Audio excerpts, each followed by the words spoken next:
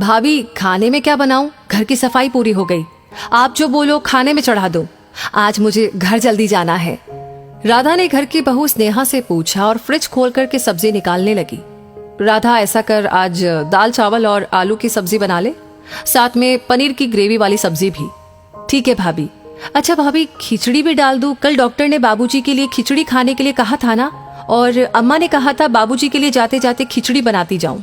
राधा ने पूछा तो स्नेहा ने बड़े ही अनमने ढंग से कहा, अरे नहीं, कोई जरूरत नहीं। कल रात की खिचड़ी आज ही फेंकनी पड़ी, और बाबूजी बिल्कुल ठीक है, वो दाल चावल खा लेंगे। बेकार में सामान का क्यों नुकसान करना। कहते हुए स्नेहा चली घर की ऊपरी मंजिल पर। घर 2 मंजिल का था। घर के नीचे के हिस्से में रसोई और बैठक था, और घर के मालिक अनिरुद्ध जी और रमा जी रहते थे। उनके बेटे बहू और पोते का कमरा ऊपरी मंजिल पर था। घर अनिरुद्ध जी ने बनवाया था। साड़ियों के व्यापारी अनिरुद्ध जी के घर में पैसे रुपए की कोई कमी नहीं थी। अनिरुद्ध जी ने व्यापार को बहुत ऊंचाई दी, और अब वो बेटे के साथ काम करते हैं, और शहर के सबसे बड़े व्यापारियों में उनका नाम शामिल है। दोपहर के समय पति और बेटे के आने का समय हुआ। रमा जी रसोई में गई देखने के लिए कि क्या क्या तैयार हुआ।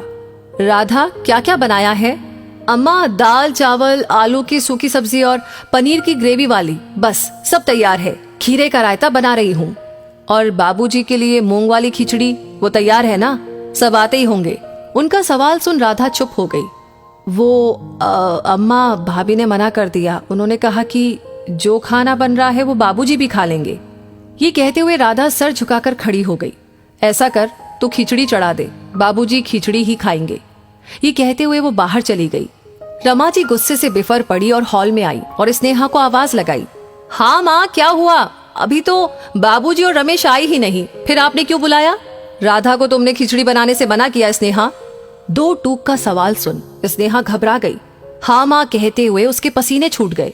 रमा जी ज्यादा नहीं बोलती, ना ही सास बनकर बहुत टोक टाक करती स्नेहा से, लेकिन स्नेहा जानती थी कि इस घर में उनका रुतबा सबसे बड़ा था, इसलिए बार बार वो कोशिश करती उनके आभा मंडल को तोड़ने की, उनको चुनौती देने की, लेकिन हर बार असफल हो जाती। आज फिर वही काम किया था। स्नेहा चाहती थी कि घर पर उसका ही राज चले। वो, माँ, मैंने सोचा कि अब बाबूजी की तबीयत ठीक है, बस इसीलिए। स्नेहा, मैं तुम्हें ज्यादा नहीं रोकती टोकती, लेकिन एक बात बता दूं, अभी भी ये गृहस्थी मेरी है, और वो रसोई भी। मैं हमेशा तुम लोगों को छूट देती हूँ, तुम लोग अपनी जिंदगी जैसे मन हो जियो, लेकिन ये हक कभी नहीं दिया कि तुम हम दोनों पति पत्नी के जीवन का रहन सहन का फैसला लो। ये घर और गृहस्थी मेरी है, और जो जमी जमाई रसोई तुम देख रहे हो ना, उसको जमाने में मेरी जिंदगी के 40 साल लगे हैं। ऊपर के मंजिल पर एक रसोई घर है, आज से तुम अपनी रसोई वहां पर जमा लो, मुझे कोई तकलीफ नहीं होगी, और उस रसोई की मालकिन बनकर के खुद के लिए फैसले लेना। लगातार गुस्से में बोलते हुए रमा जी कांपने लगी। तभी अनिरुद्ध जी बेटे के साथ आ गए। भाई क्या हुआ, इतना सन्नाटा क्यों है? खाना तैयार हो तो डाइनिंग टेबल पर लगाओ, हम आते हैं, और सुनो, खिचड़ी के साथ थोड़ी चटनी भी बनवा लेना। अब इतना खाने की इजाजत तो है ना? हाँ हाँ बैठिए ना, बस सब तैयार है। ये कहते हुए रसोई में गई और जल्दी से मिर्च और लहसुन की चटनी बनाने लगी।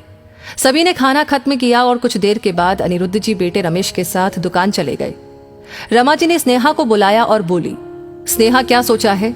आज शाम तक अपनी रसोई जमा लो। मैंने अनिरुद्ध जी और रमेश के सामने कुछ नहीं कहा, लेकिन अब सब कुछ तुम्हारे ऊपर है, जैसा तुम चाहो वैसा हो। स्नेहा डरी हुई थी, अब तो उसकी हालत खराब थी। उसने कल्पना भी नहीं की थी कि उसकी छोटी सी धृष्टता ऐसे गले पड़ जाएगी और सासू माँ इतना कठोर बन जाएंगी। रमेश माँ के लिए कोई तकलीफ, उनकी बेइज्जती नहीं बर्दाश्त कर सकता था। तुरंत सासू माँ के कदमों में गिर गई। माँ, मुझे माफ कर दीजिए, गलती हो गई, अब ऐसी गलती नहीं होगी। आपका बड़प्पन है कि आपने रमेश और बाबूजी के सामने कुछ नहीं कहा। कहते हुए हाथ जोड़कर खड़ी हो गई।